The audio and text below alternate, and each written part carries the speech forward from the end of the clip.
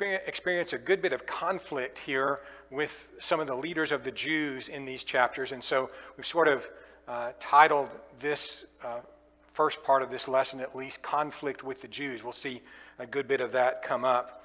However, his own popularity will increase tremendously as a result of the miracles that he does, the teaching that he does, as far as among the common people. So let's begin in Mark chapter 2 in verse 1. Again, he entered Capernaum after some days, and it was heard that he was in the house.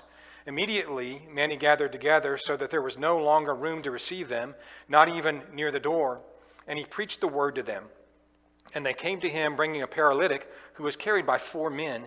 And they could not come near the house because of the crowd. They uncovered the roof where he was.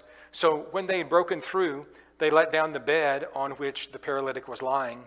And Jesus saw their faith. He said to the paralytic, "Son, your sins are forgiven you." And some of the scribes were sitting there and reasoning in their hearts, "Why does this man speak blasphemies like this? Who can forgive sins but God alone?" But immediately when Jesus perceived in his spirit that they reasoned thus within themselves, he said to them, "Why do you reason about these things in your hearts? Which is easier, to say to the paralytic, 'Your sins are forgiven you,' or to say, 'Arise, take up your bed and walk'? But that you may know that the Son of Man has power on earth to forgive sins," he said to the paralytic, "I say to you, arise, take up your bed, and go to your house." Immediately he arose, took up his bed, and went out in the presence of them all, so that all were amazed and glorified God, saying, "We never saw anything like this." Another amazing miracle performed by Jesus of Nazareth. And again, he's drawing so many people to him in his ministry around Galilee. The people in Capernaum are just thronging to him. It seems like every time he goes there. And he is here, as we show you on the screen again, this picture of an ancient synagogue, the foundations of which were probably there in the time of Christ. Some of the stones that you see in the foreground are the ruins of the village of Capernaum. So this is the actual place in that picture where these events would have occurred. He's preaching, as we said, to this overflow crowd. People have caught on to the idea that he has divine power, the ability to heal people of all kinds of diseases, to cast out demons, to do just amazing things. And so they're just absolutely thronging to him. They gather to hear him preach on this occasion. And as the text that we just read indicates, they come bringing a paralytic. One man who's carried by 4 of his friends. They couldn't come near the door because the crowd obstructed their way. Think about a crowd that's so pressing, so packed together in a house that you can't even get near the door. Can't even, if you're trying, even if people would give way, perhaps there wasn't room to get a man and 4 of his companions in that door. So his companions, desperate to have their friend see Jesus, break open the roof, climb up on the roof, break it open, lower him down right in the presence of everybody who's gathered there.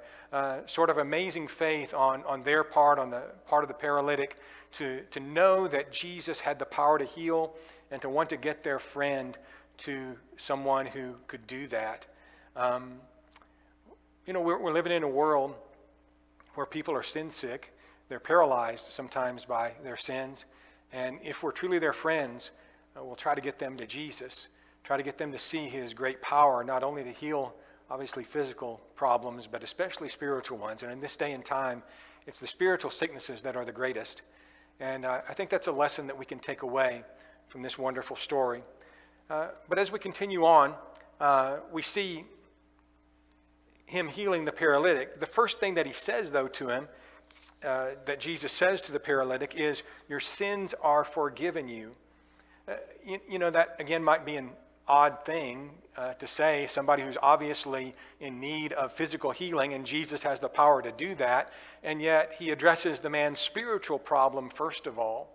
He says, "Your sins are forgiven you." And as I said a moment ago, the spiritual problem, the spiritual sickness is the greatest. It's the greatest for us still today, no matter what our physical maladies may be.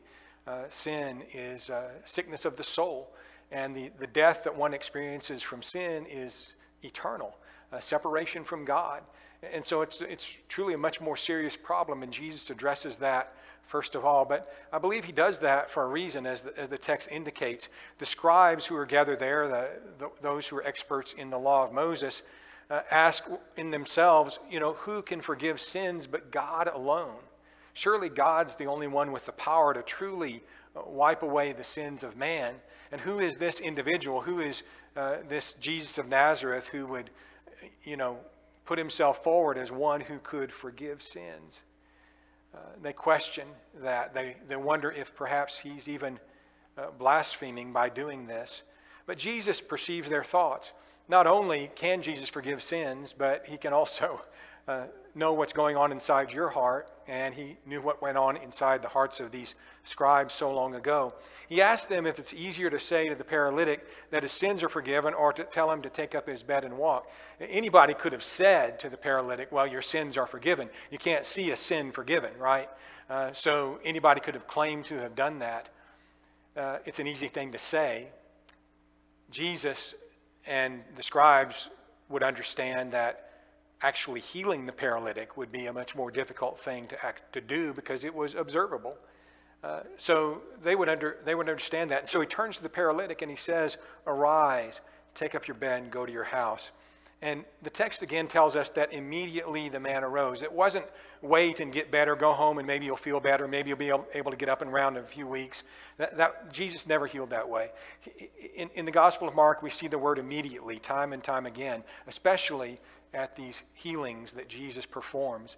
So here the man gets up immediately and he takes up his bed, sure enough. Not just, you think, I don't know how long perhaps that he'd been paralyzed, but you realize that if you're paralyzed for a while, your muscles atrophy, you're not able to do things with them, even if you're healed of the paralysis. It takes a while to get your strength back, but not so with this man.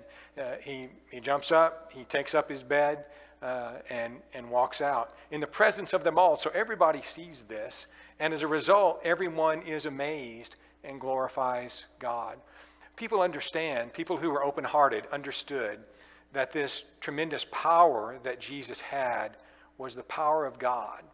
They didn't attribute this to a man. Jesus wasn't claiming to be some sorcerer or have some special power just as a human being. He was claiming to have the power of God.